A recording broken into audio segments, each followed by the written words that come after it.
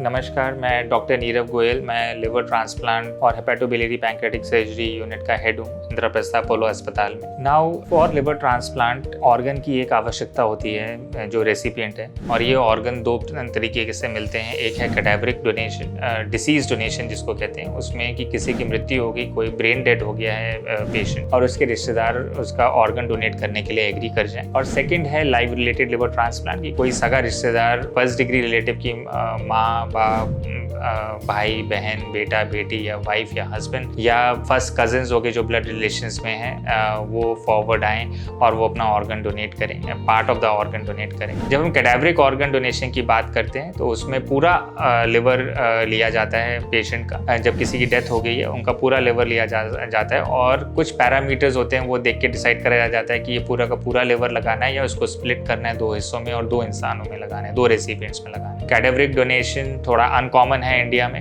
और इसलिए live related liver transplant ज़्यादा कॉमन है, जिसमें कि कोई सगा रिश्तेदार जो आ रहा है फॉरवर्ड, उसका ऑर्गन का एक हिस्सा लिया जाता है। जो एडल्ट पेशेंट्स आते हैं उनमें तकरीबन 60 से 65% लिवर लिया जाता है फ्रॉम द डोनर। अगर बच्चा आ रहा है तो उसमें कम से कम 30 से 35% लिवर लिया जाता है। अगर बहुत ही छोटा बच्चा है, 5 महीने का, 6 महीने का, जिनका ट्रांसप्लांट होना है, तो उसमें तकरीबन 20% लिवर लिया जाता है। ये सारी जो चीज़ें हैं ये काफ़ी कैलकुलेशंस के बाद डिसाइड करी जाती हैं। CT स्कैन होता है, ब्लड ग्रुपिंग होती है, काफ़ी टेस्ट होते हैं, डोनर का एक बहुत थरो चेकअप होता है। उसी के बाद ये डोनेशन के लिए हम अपनी तरफ से हाँ बोलते हैं कि भाई अब ये सेफ है ऑर्गन डोनेशन के लिए। सिंपल सी चीज़ें हैं, जैसे कि अगर जो ब्लड ग्रुप मैचिंग होना चाहिए, जैसे कि अगर O ग्रुप का रेसिपिएंट है तो उसको O ग्रुप डोनर हो सकता है। अगर B ग्रुप का है तो उसको B ग्रुप और O ग्रुप दे सकता है। अगर A ग्रुप का रेसिपिएंट है तो उसको A ग्रुप या O ग्रुप दे सकता है। और अगर AB रेसिपिएंट है तो उसको A group, B group, AB group या O ग्रुप,